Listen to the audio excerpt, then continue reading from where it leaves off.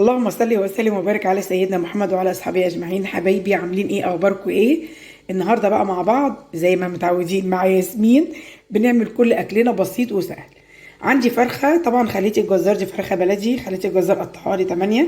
وهنا عندي نص كوبايه رز عشان نعمل كشك والملوخيه. وهنا عشان الفرخه طبعا هتستلق. طبعا المتعودين الخضار بتاعنا ورق لوري، وعندي كمان حبهان، عندي مستكه، بصلايه، طماطمايه. ده اللي احنا بنحطه في قلب الميه بتاعتنا اللي هي بتاعت الشوربه بتاعت الفراخ. طيب في عندك حاجه مثلا عايزه تجددي بيها بالاكل؟ مثلا انا عندي مثلا فاصوليا انا شايلاها في الفريزر، بقوم مطلعاها واقوم مجدده الاكل اللي انتوا شايفينه ده مع فاصوليا خضراء. انا عندي فاصوليا خضراء معموله وشلتها في الفريزر. تمام. تعالوا بقى نشوف مع بعض تركات وحركات الكشك الجميل بتاعنا. واللبن اساسي معانا، نص كيلو لبن اساسي. تمام.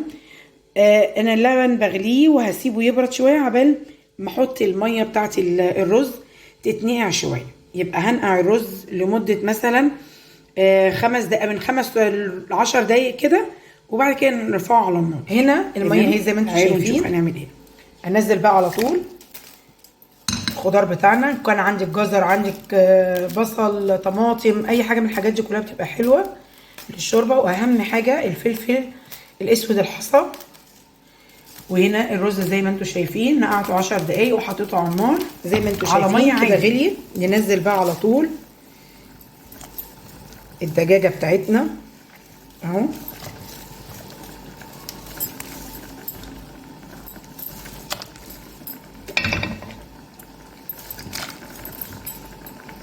اهي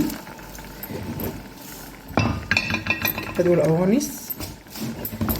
ونغطي بقى عليها لمده 5 دقايق ونشيل الريم بتاعها.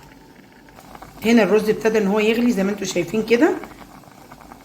طبعا في الكشك بالذات لازم الرز يستوي، يبقى مستوي قوي قوي. وبعد كده احنا الميه دي هتكون نشفت، هناخد من ميه الشوربه، يعني هاخد من ميه الشوربه. وخليكم كده الشوربه زي ما انتم شايفين بقت حلوه. ننزل على طول كبشتين منها كده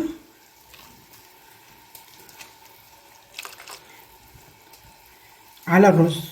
خلاص الميه بتاعت الرز شايفين، بص منظر الشوربه جميله ازاي اهي. الميه بتاعت الرز خلاص. انا بحط بس بمقدار حاجه بسيطه يعني مش كتير اهو. تغلي غلوتين بس، وبعد كده لغايه لما الرز يبقى مهري خالص معانا في الشوربه. بحط واحده مرقه دجاج مهريه، معلقه سمنه حلوه كبيره كده، واحمر بس الشعريه. وهنا بصوا الفراخ اهيت ما شاء الله. طبعا عشان بلدي انا سايباها على العين الهاديه زي ما انتم شايفين كده اهو. الشعريه اتحمرت، وانتوا عارفين الشعر بتاع ياسمين كله بسرعه بسرعه بسرعه.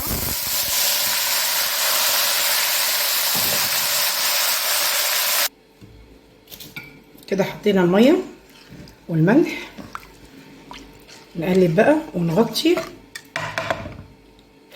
ايوه كده ما شاء الله ما شاء الله. نغطي بقى على الرز لغايه لما يغلي، ونغطي عليه زي ما احنا كده استوى. طبعا بصوا مستنيه بس شويه عشان خاطر الرز عبال ما الرز يستوي. وهنا هنحط بقى نعمل شويه لسان عصفور. السمنه بس تسخن شويه، وانزل على طول لسان عصفور. نقلب زي ما متعودين في اللون الذهبي. ننزل على طول بالطماطم المبشوره، واحده بس، طماطميه واحده اهو زي ما انتم شايفين. اللون اهو بقى ذهبي. على طول ننزل بالطماطم اللي احنا بشرناها.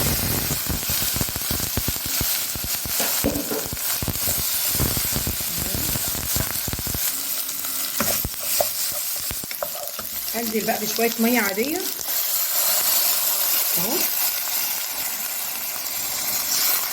وبعد كده احط بقى كام كبشه من الشوربه، واحط مرق الدجاج اهو.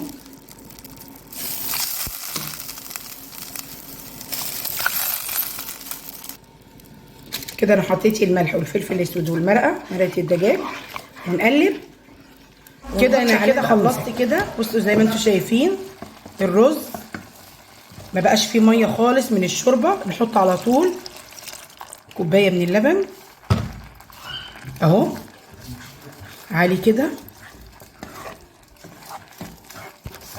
وهحط كمان معلقه من يا اما دقيق يا اما نشا. في ناس بيعملوها بدقيق، الدقيق بيصفرها شويه، لكن لو عايزاها بيضه بيبقى النشا.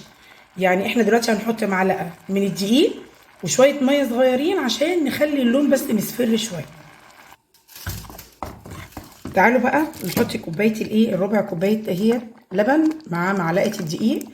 طبعا دول الدقيق واللبن بيشكلوهم، يعني بيشكل الكشك، يعني بيخليه تقيل. بصوا اهو خلاص كده ده تقل، هشيله على طول من على النار كده خلاص. هنا انا حطيت بصلتين اهم صغيرين وقطعناهم حتت صغيره، وحطيت معلقه سمنه حلوه كبيره زي ما انتم شايفين، ونخليها بقى تتحمر زي ما انتم شايفين كده في التقليه اهي اتحمرت.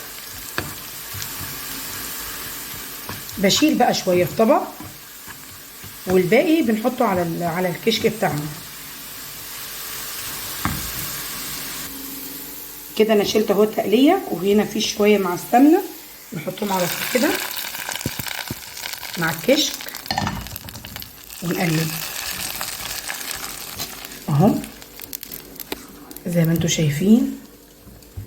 ده كده احلى كشك بتاكليه، بيبقى طعمه تحفه وجميل جدا جدا جدا. بس جربنا الشوربه غليت اهو، وحطينا على طول الملوخيه تاخد بقى غلوه، ونحط طبعا الطاسه بتاعتنا على النار التانيه اهو. طبعا انا الثوم المفروم عندي خلص. طبعا العيال بصوا عاملينها لي ازاي، يلا عشان بخليهم يساعدوني وخلاص. اعمل ايه؟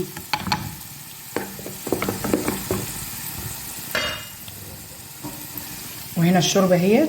في اللي مش عايز الفراخ متحمره اهو، اول بس ما التوم يصفر نحطها على الملوخيه على طول.